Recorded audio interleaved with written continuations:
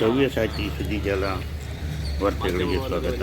ಮಂಡ್ಯ ಜಿಲ್ಲಾಡಳಿತ ಮತ್ತು ಜಿಲ್ಲಾ ಪಂಚಾಯತ್ ತೋಟಗಾರಿಕೆ ಇಲಾಖೆ ವತಿಯಿಂದ ಮಂಡ್ಯ ಜಿಲ್ಲಾ ಪಂಚಾಯತ್ ಮುಖ್ಯ ಕಾರ್ಯನಿರ್ವಹಣಾಧಿಕಾರಿಗಳು ಶೇಖ್ ತನ್ವೀರ್ ಆಶಿಫ್ ಹಾಗೂ ತೋಟಗಾರಿಕೆ ಇಲಾಖೆಯ ಡೆಪ್ಯೂಟಿ ಡೈರೆಕ್ಟರ್ ರೂಪಶ್ರೀರವರು ಫಲಪುಷ್ಪ ಪ್ರದರ್ಶನ ಅಂಗವಾಗಿ ಸುದ್ದಿಗೋಷ್ಠಿ ನಡೆಸಿದರು. ಈ ಸಂದರ್ಭದಲ್ಲಿ ದಿನಾಂಕ 24/1/25ರಿಂದ 28/1/25ರವರೆಗೆ 5 ದಿನ ಜಿಲ್ಲಾ ತೋಟಗಾರಿಕೆ ಇಲಾಖೆ ಆವರಣದಲ್ಲಿ ಫಲಪುಷ್ಪ ಪ್ರದರ್ಶನ ಏರ್ಪಡಿಸಲಾಗಿದೆ ಎಂದು ತಿಳಿಸಿದರು. 24ನೇ ತಾರೀಕಿನಿಂದ ಹಿಡಿದು 28ನೇ ತಾರೀಕಿನವರೆಗೆ 5 ದಿನದ ಕಾಲ ನಾವು ನಡೆಸೋದು. ಈ ಒಂದು ಫಲಪುಷ್ಪ ಪ್ರದರ್ಶನದಲ್ಲಿ ಪ್ರತಿ ವರ್ಷ ನಾವು ಯಾವ ರೀತಿಯಲ್ಲಿ ಪುಷ್ಪಗಳ ಜೋಡಣೆ, ತರಕಾರಿಗಳ ಜೋಡಣೆ, ಹಣ್ಣು ಹಂಪಲುಗಳ ಜೋಡಣೆ ಮತ್ತು ಇನ್ನಿತ್ಯಾದಿ ಇಲಾಖಾ ವತಿಯಿಂದ ಸ್ಟಾಲ್ಸ್ ಹಾಕೋದಾಗಲಿ ಅಥವಾ ಬೇರೆ ಬೇರೆ ಚಟುವಟಿಕೆ ಇರೋದಾಗಲಿ ಈ ವರ್ಷ ಕೂಡ ನಾವು ಮಾಡಲಿಕ್ಕೆ ಒಂದು ವ್ಯವಸ್ಥೆಯನ್ನು ಮಾಡಿಕೊಂಡಿದ್ದೇವೆ. ಕಳೆದ ವರ್ಷ ನಾನು ಅಂಕಿಅಂಶ ಹೇಳಬೇಕಾದ್ರೆ ನಮಗೆ ಇಲ್ಲಿ 40ರಿಂದ 45 ಸಾವಿರ ಫುಟ್ಫಾಲ್ ಆಗಿರ್ಬೋದು. ಲಾಸ್ಟ್ ಇಯರ್ ನಾವು ಕಂಪೇರ್ ಮಾಡಿದರೆ ಫ್ರೀ ಟಿಕೆಟು ಮತ್ತು ಟಿಕೆಟ್ ಹಂಚಿಕೆ ಎರಡು ಕಂಪೇರ್ ಮಾಡಿದರೆ ಅಷ್ಟು ನಮಗೆ ಫುಟ್ಫಾಲ್ ಆಗಿರ್ಬೋದು ಅಂತ ಒಂದು ಎಸ್ಟಿಮೇಟ್. ಈ ವರ್ಷ ನಾವು ಹೆಚ್ಚಿನ ಸ್ವರೂಪದಲ್ಲಿ ಸ್ವಲ್ಪ ಪ್ರಿಪ್ರೇಷನ್ಸ್ ಮಾಡ್ತಾ ಇರೋದ್ರಿಂದ 55,000ಕ್ಕಿಂತ ಹೆಚ್ಚು ಜನಸಂಖ್ಯೆ ಅಲ್ಲಿ ಫುಟ್ಫಾಲ್ ಆಗಬಹುದು ಅಂತ ಒಂದು ನಮ್ಮ ನಿರೀಕ್ಷಣೆ.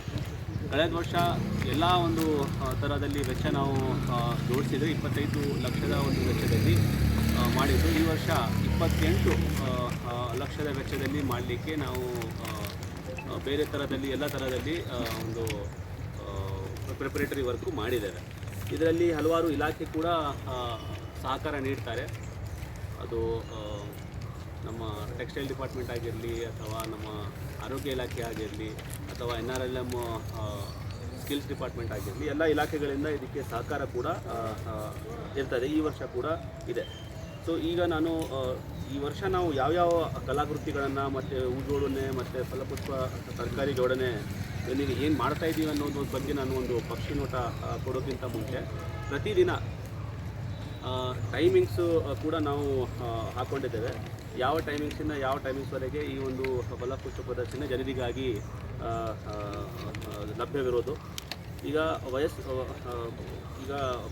ಪ್ರವೇಶ 10 ಗಂಟೆಯಿಂದ ರಾತ್ರಿ 10 ಗಂಟೆವರೆಗೆ, ಸೊ 12 ಗಂಟೆಯ ಕಾಲಾವಕಾಶ. 10 ಗಂಟೆ ಬೆಳಗ್ಗಿಂದ ಸೇರಿ ಸಾಯಂಕಾಲ ಟೈಮ್ ಹಿಡಿದು 10 ಗಂಟೆವರೆಗೆ 10 AM to 10 PM, ಸೊ 12 ಗಂಟೆ ಕಾಲಾವಕಾಶ ಇದು ಇರೋದು. ವಯಸ್ಕರಿಗೆ 30 ರೂಪಾಯಿ ಶುಲ್ಕ ಮತ್ತು 6ರಿಂದ 12 ವರ್ಷದ ಮಕ್ಕಳಿಗೆ ಯಾರು ಶಾಲಾ ಯೂನಿಫಾರ್ಮ್ ಅಥವಾ ID ಇಟ್ಕೊಳ್ತಾರೆ ಅವರಿಗೆ ಉಚಿತವಾಗಿದೆ. ಯಾರು ಶಾಲಾ ಯೂನಿಫಾರ್ಮ್ ಆಗಲಿ, ಸಮವಸ್ತ್ರ ಆಗಲಿ ಅಥವಾ ID ಕಾರ್ಡ್ ಏನಿದೆ ಅವರು ಇಟ್ಕೊಂಡಿಲ್ಲ ಅಂತಂದರೆ ಅವರಿಗೆ 20 ರೂಪಾಯಿ ಪ್ರವೇಶ ಶುಲ್ಕ ಮಾಡೋದು.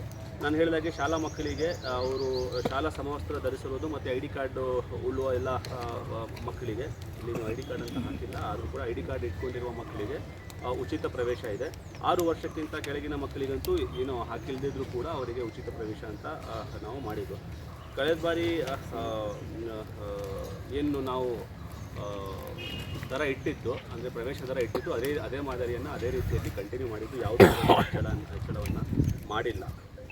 ಈಗ ನಾನು ಡೀಟೇಲ್ಸ್ ಹೇಳಬೇಕಾದ್ರೆ ಈ ಸಾಲಿನಲ್ಲಿ ಸುಮಾರು 9 ಲಕ್ಷ ವಿವಿಧ ಬಣ್ಣದ ಸೇವಂತಿಗೆ ಹೂಗಳು ಮತ್ತು ವಿವಿಧ ಬಣ್ಣದ ಗುಲಾಬಿ ಹೂಗಳನ್ನು 9 ಲಕ್ಷ ಹೂಗಳನ್ನು ಇಲ್ಲಿ ಬಳಸಲಾಗುವುದು.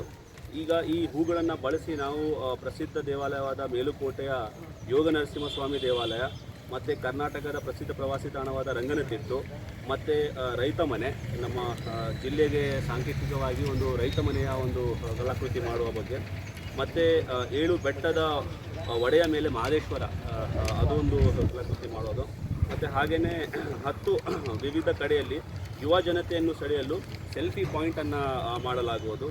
ಹೂವಿನ ಆಕೃತಿಯ ಕ್ಷಯರೋಗ್ಯ ಕುರಿತು ಈಗ ಆರೋಗ್ಯ ಇಲಾಖೆ ಕ್ಷಯರೋಗ್ಯ ಸಂಬಂಧಪಟ್ಟಿರುವುದು ತುಂಬ ಒತ್ತಡ ಮತ್ತು ಗಮನ ಸರ್ಕಾರದಿಂದ ಇರೋದರಿಂದ ಕ್ಷಯರೋಗ ಮುಕ್ತ ಗ್ರಾಮಗಳು, ಪಂಚಾಯಿತಿಗಳು ಮತ್ತು ಜಿಲ್ಲೆಯನ್ನಾಗಿ ಮಾಡುವ ಒಂದು ಇದರಲ್ಲಿ ಅದರ ಒಂದು ಜನರಿಗೆ ಅರಿವು ಆಗಲಿರುವ ಬಗ್ಗೆ ಜಾಗೃತಿ ಮೂಡಿಸುವ ಬಗ್ಗೆ ನಾವು ಕ್ಷಯರೋಗದ ಬಗ್ಗೆ ಒಂದು ಕಲಾಕೃತಿ ಮಾಡೋದು. ನರೇಗಾ ಯೋಜನೆ ಮಾಹಿತಿಯನ್ನು ಸ್ತಬ್ಧಚಿತ್ರದ ಮೂಲಕ ತೋರಿಸೋದು, ವಿವಿಧ ಆಕರ್ಷಕ ಬಗೆಯ ಅಡಿನಿಯಂ ಗಿಡಗಳನ್ನು ಪ್ರದರ್ಶಿಸುವುದು, ಮತ್ತು ಬಾನ್ಸೈ ಗಿಡಗಳು. ಕಳೆದ ಬಾರಿ ಬಾನ್ಸೈ ಗಾರ್ಡನ್ ಥರ ಏನು ನಾವು ತೋರಿಸಿದ್ದು ಅದಕ್ಕೆ ತುಂಬ ಜನ ಮೆಚ್ಚಿದ್ರು. ನನಗೂ ಪರ್ಸ್ನಲಿ ಕೆಲವರು ಬಂದು ಹೇಳಿದರು.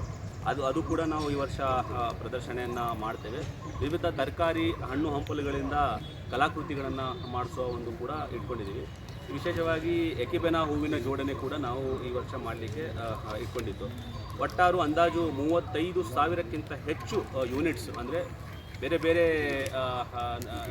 ಗಿಡಗಳನ್ನು ಬಳಸೋದು, 40 ವೆರೈಟಿಯ ಹೂಗಳನ್ನು ನಾವು ಬಳಸೋದು.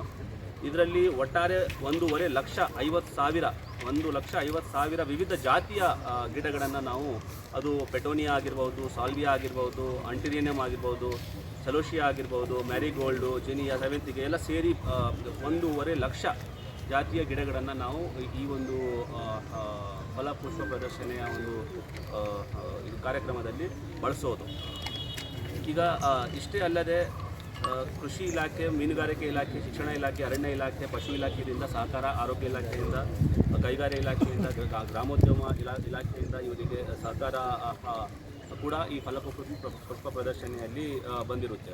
ವಿಶೇಷವಾಗಿ ಕಳೆದ ಬಾರಿ ಆಗದೇ ಇರುವ ವಿಚಾರ ಈ ವರ್ಷ ನಾವು ಮಾಡ್ತಾ ಇರೋದು ಏನಂತಂದರೆ, ಫಲಪುಷ್ಪ ಪ್ರದರ್ಶನದಲ್ಲಿ ಬೇರೆ ಬೇರೆ ಜಿಲ್ಲೆಗಳ ಈ ಕೈಮುಗ್ಗ ಸಂಬಂಧಪಟ್ಟಿರೋದು, ಮತ್ತು ನೇಕಾರರ ಸಹಕಾರ ಸಂಘ ಭಾಗವಹಿಸೋದು, ಮತ್ತು ಅದರಲ್ಲಿ ಸೀರೆ ಆಗಲಿ ಅಥವಾ ಟೆಕ್ಸ್ಟೈಲ್ ಸಂಬಂಧಪಟ್ಟಿದ್ದು, ಬಟ್ಟೆ ಸಂಬಂಧಪಟ್ಟಿರೋದು ಏನೇನು ಬೇರೆ ಬೇರೆ ನಮ್ಮ ರಾಜ್ಯದಲ್ಲಿದೆ ಮತ್ತು ನಮ್ಮ ಜಿಲ್ಲೆಗೆ ವಿಶೇಷವಾಗಿರೋ